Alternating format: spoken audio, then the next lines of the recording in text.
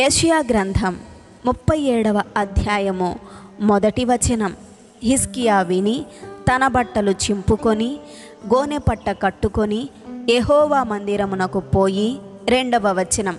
గృహ నిర్వాహకుడగు ఎల్యాకీమును శాస్త్రియగు షెబ్నాను యాజకులలో పెద్దలను ఆమోజు కుమారుడును ప్రవక్తయునైన యెషయా యొద్దకు పంపెను. మూడవ వచనం. వీరు గోనెపట్ట కట్టుకొనిన వారై అతని యొద్దకు వచ్చి అతనితో ఇట్లనిరి, హిజ్కియా సెలవిచ్చునదేమనగా, ఈ దినము శ్రమయు శిక్షయు దూషణయు గల దినము. పిల్లలు పుట్టవచ్చిరి గాని కనుటకు శక్తి చాలదు. నాలుగవ వచనం. జీవము గల దేవుని దూషించుటకై అషూరు రాజైన తన యజమానుని చేత పంపబడిన రబ్షాకే పలికిన మాటలు నీ దేవుడైన యెహోవా ఒకవేళ ఆలకించి నీ దేవుడైన యెహోవాకు వినబడియున్న ఆ మాటలను బట్టి ఆయన అషూరు రాజును గద్దించునేమో. కాబట్టి నిలిచిన శేషము కొరకు నీవు హెచ్చుగా ప్రార్థన చేయుము. ఐదవ వచనం. రాజైన హిజ్కియా సేవకులు యెషయా యొద్దకు రాగా. ఆరవ వచనం.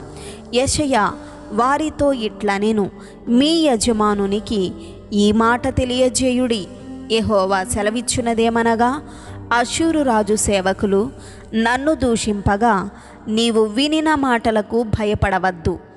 ఏడవ వచనం. అతనిలో ఒక ఆత్మను నేను పుట్టింతును, వదంతి విని తన దేశమునకు వెళ్ళిపోవును. అతని దేశమందు ఖడ్గము చేత అతనిని కూలజేయుదును. ఎనిమిదవ వచనం. అషూరు రాజు లాకీషు పట్టణమును విడిచి వెళ్ళి లిబ్నా మీద యుద్ధము చేయుచుండగా రబ్షాకే పోయి అతన్ని కలిసికొనేను. తొమ్మిదవ వచనం. అంతటా కూషు రాజైన తిర్హాక తన మీద యుద్ధము చేయుటకు వచ్చెనని అషూరు రాజునకు వినబడినప్పుడు అతడు హిజ్కియా యొద్దకు దూతలను పంపి ఈలాగు ఆజ్ఞ ఇచ్చెను. 10వ వచనం.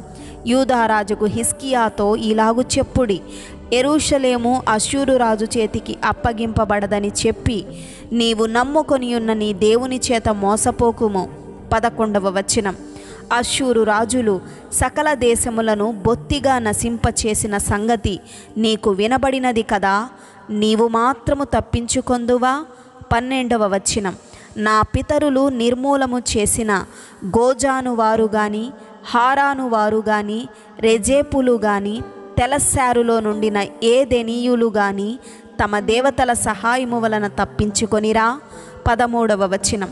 హమాతు రాజు ఏమాయెను, అర్పాదు రాజును సెపర్వయీము హేనా ఇవ్వా అను పట్టణముల రాజులను ఏమైరి అని వ్రాసిరి. 14వ వచనం. హిజ్కియా దూతల చేతిలో నుండి ఆ ఉత్తరము తీసుకొని చదివి యెహోవా మందిరములోనికి పోయి యెహోవా సన్నిధిని దాన్ని విప్పి పరచి. 15వ వచనం.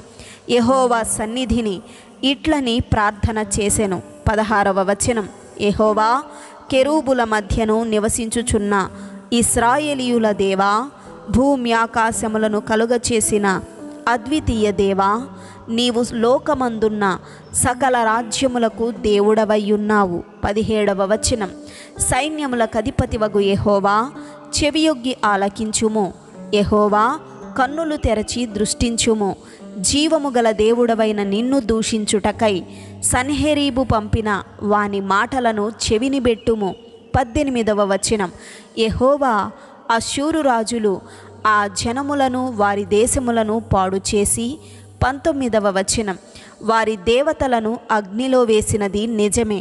ఆ రాజ్యముల దేవతలు నిజమైన దేవుడు కాక మనుష్యుల చేత చేయబడిన కర్రలు రాళ్ళు కానీ దేవతలు కావు గనుక వారు వారిని నిర్మూలము చేసిరి. 20వ వచనం. యెహోవా, లోకమందున్న నీవే, నిజముగా నీవే అద్వితీయ దేవుడవైన యెహోవావని సమస్త జనులు తెలుసుకొనున్నట్లు అతని చేతిలో నుండి మమ్మును రక్షించుము. 21వ వచనం. అంతటా ఆమోజు కుమారుడైన యెషయా హిజ్కియా యొద్దకు ఆ వర్తమానము పంపెను. ఇశ్రాయేలీయుల దేవుడగు యెహోవా సెలవిచ్చునదేమనగా, అషూరు రాజైన సన్హెరీబు విషయమందు నీవు నా ఎదుట ప్రార్థన చేసితివే. 22వ వచనం. అతని గూర్చి యెహోవా సెలవిచ్చు మాట ఏదనగా, సియోను కుమారి అయిన కన్యక నిన్ను దూషణ చేయుచున్నది, ఆమె నిన్ను అపహాస్యము చేయుచున్నది. యెరూషలేము కుమారి నిన్ను చూచి తల ఊచుచున్నది. 23వ వచనం. నీవు ఎవరిని తిరస్కరించితివి? ఎవరిని దూషించితివి? నీవు గర్వించి ఎవరిని భయపెట్టితివి? ఇశ్రాయేలీయుల పరిశుద్ధ దేవునినే కదా. 24వ వచనం. నీ దూతల చేత యెహోవాను తిరస్కరించి నీవీలాగు పలికితివి, నా రథముల సముదాయముతో నేను పర్వత శిఖరముల మీదికిని లెబానోను పార్శ్వములకును ఎక్కియున్నాను. ఎత్తుగల దాని దేవదారు వృక్షములను శ్రేష్టమైన సరళ వృక్షములను నరికివేసియున్నాను. వాని దూరపు సరిహద్దులలోనున్న సత్రములలోనికిని కర్మేలు ఫలవంతములకు క్షేత్రమైన అడవిలోనికిని ప్రవేశించియున్నాను. 25వ వచనం. నేను త్రవ్వి నీళ్లు పానము చేసి ఉన్నాను. నా అరకాలి చేత నేను దిట్టమైన స్థలముల నదులనన్నిటినీ ఎండిపోజేసియున్నాను. 26వ వచనం. నేనే పూర్వమందే దీన్ని కలుగ చేసి తిననియు పురాతన కాలమందే దీన్ని నిర్ణయించి తిననియు నీకు వినబడలేదా? ప్రాకారములు గల పట్టణములను నీవు పాడు దిబ్బలుగా చేయుట నా వలననే సంభవించినది. 27వ వచనం. కాబట్టి వాటి కాపురస్తులు బలహీనులై జడిసిరి, విభ్రాంతి నొంది పొలములోని గడ్డివలెను కాడవేయని చేలవలెను ఐరి. 28వ వచనం. నీవు కూర్చుండుటయు బయలు వెళ్ళుటయు లోపలికి వచ్చుటయు నా మీద వేయు రంకెలును నాకు తెలిసేయున్నవి. 29వ వచనం. నా మీద నీవు వేయు రంకెలును నీవు చేసిన కలహమును నా చెవులలో జొచ్చెను. నా గాలము నీ ముక్కునకు తగిలించెదను, నా కళ్ళెము నీ నోటిలో పెట్టి నిన్ను మళ్ళించెదను. నీవు వచ్చిన మార్గముననే నిన్ను మళ్ళించెదను. 30వ వచనం. మరియు యెషయా చెప్పినదేమనగా, హిజ్కియా నీకిదే సూచనయగును. ఈ సంవత్సరమందు దాని అంతటా అదే పండు ధాన్యమును, 2వ సంవత్సరమందు దాని నుండి కలుగు ధాన్యమును మీరు భుజింతురు. 3వ సంవత్సరమున మీరు విత్తనము విత్తి చేలు కొయ్యుదురు, ద్రాక్ష తోటలు నాటి వాటి ఫలమును అనుభవించుదురు. 31వ వచనం. యూదా వంశములో తప్పించుకొనిన శేషము ఇంకను క్రిందికి వేరు తన్ని మీదికి ఎదిగి ఫలించును. 32వ వచనం. శేషించువారు యెరూషలేములో నుండి బయలుదేరుదురు, తప్పించుకొనిన వారు సియోను కొండలో నుండి బయలుదేరుదురు. సైన్యములకు అధిపతియగు యెహోవా ఆసక్తి దీన్ని నెరవేర్చును. 33వ వచనం.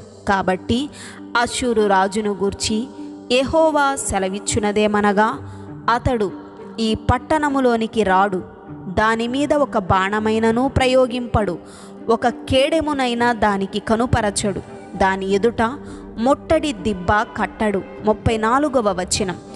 ఈ పట్టణము లోపలికి రాక తాను వచ్చిన మార్గముననే అతడు తిరిగి పోవును. ఇదే యెహోవా వాక్కు. 35వ వచనం. నా నిమిత్తమును నా సేవకుడైన దావీదు నిమిత్తమును నేను ఈ పట్టణమును కాపాడి రక్షించుదును. 36వ వచనం.